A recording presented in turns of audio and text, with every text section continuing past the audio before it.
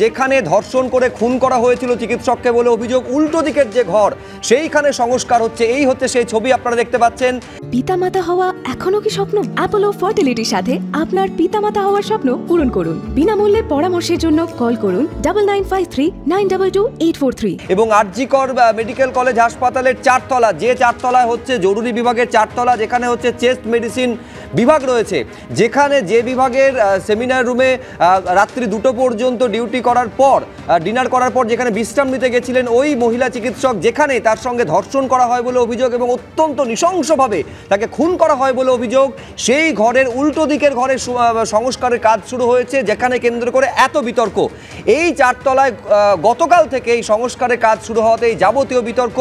এই সেমিনার রুমের উল্টো দিকে বিশ্রামের ঘর তৈরি হচ্ছে, এই কাজটা এখন শুরু হচ্ছে কেন? যাবতীয় বিতর্ক এই ঘটনাকে ঘিরে। এইখানে এসএফআই এবং ডিওয়াইএফআই এর অভিযোগ, আসলে এই ঘর সংস্কারের মধ্যে দিয়ে প্রমাণ লোপাটের চেষ্টা করা হচ্ছে।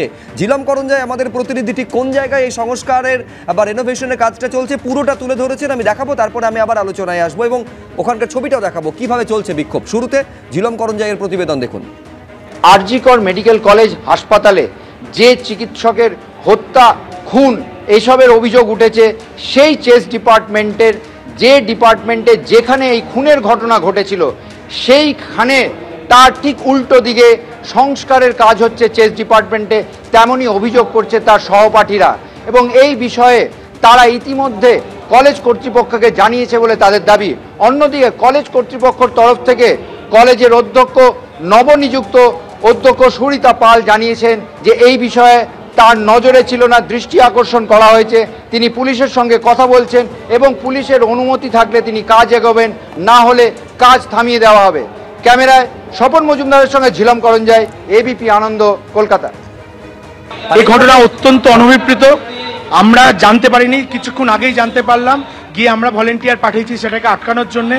এটা ঘটনা তো হতে পারে না যে ক্রাইম স্পট তার আশেপাশে রুমগুলোকে যদি রিনোভেট করা হয়, তাহলে সেখানে যদি কোনো তথ্য প্রমাণ লুকিয়েও থাকে তাহলে তো সেটা লোটপাট হয়ে যাবে, এটা তো এভিডেন্স পাওয়া যাবে না। আমরা এই ঘটনার তীব্র নিন্দা জানাচ্ছি এবং অবিলম্বে এই সমস্ত কর্ম বন্ধ রাখতে আবেদন জানাচ্ছি এবং যারা যে অথরিটি এটাকে ইনসিস্ট করেছে তাদেরকে আমরা ধিক্কার জানাই এই আন্দোলন মঞ্চ থেকে, কারণ আমরা মনে করছি এতে কিন্তু একটা তথ্য লোপাট হওয়ার কিন্তু যথেষ্ট সম্ভাবনা আছে।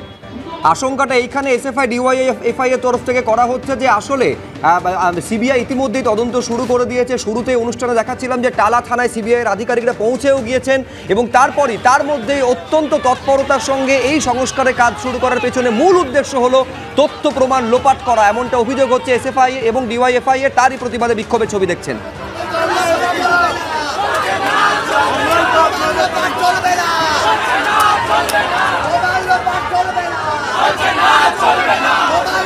চলবে না।